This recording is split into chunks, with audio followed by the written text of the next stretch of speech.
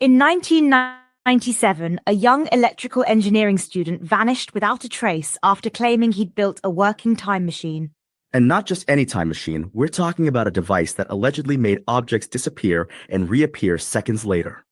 Today, we're diving into the bizarre case of Mike "MadMan" Marcum, his DIY time machine, and the mystery of his disappearance. It's a story that combines ambitious engineering, desperate measures, and one of the most peculiar unsolved mysteries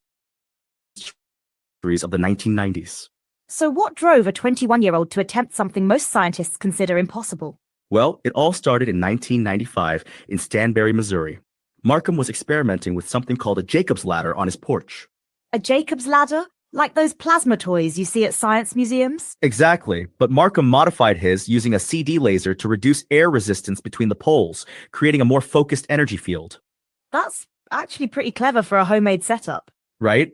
And here's where it gets weird. During testing, he claimed he saw something extraordinary, a circular vortex, like a heat distortion in the air. What did he do next? He threw a metal screw through this vortex. According to Marcum, it vanished for half a second before reappearing a few feet away. Wait, and people believed this? Well, he was an electrical engineering student, so he had some credibility when explaining the technical aspects. And what was his motivation for all this? This is where it gets interesting. He wanted to travel to the future to get winning lottery numbers. Of course he did. But his initial setup caught fire, destroying the device. That's when things took a criminal turn. What happened? He needed more power, specifically $20,000 worth of transformers. Instead of buying them, he broke into a power station.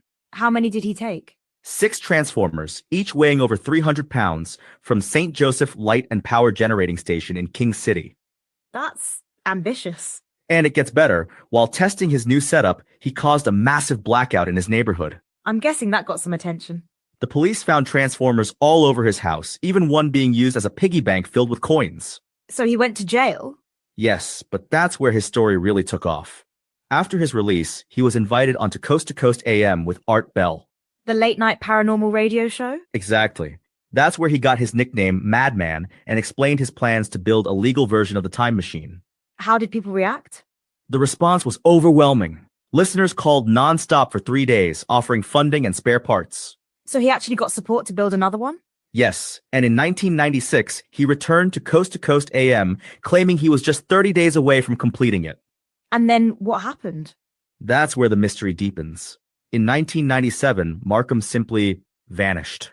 Vanished? Like completely disappeared? Yes, no trace, no explanation, just gone. That's incredibly strange. Were there any theories about what happened? Well, there's one particularly bizarre theory that emerged on Coast AM. I'm almost afraid to ask. A caller claimed that in the 1930s, police found a dead man inside a metal tube on a California beach. Okay. And next to him was something that looked like a cell phone. In the 1930s?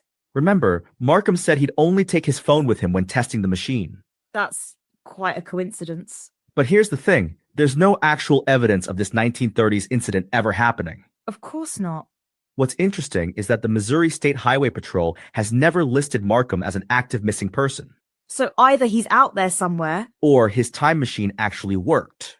But if it did work, wouldn't we have heard from him in the future by now? Unless he's still trying to win that lottery. What fascinates me is how this story combines desperate ambition with actual technical knowledge. Right? He wasn't just some random person. He had the electrical engineering background to make his claims sound plausible.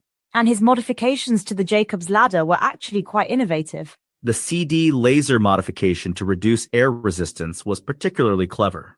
It makes you wonder, was he brilliant, desperate, or both? Maybe that's what it takes to attempt the impossible.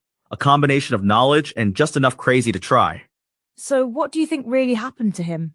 Well, the most likely explanation is that he's living somewhere under the radar.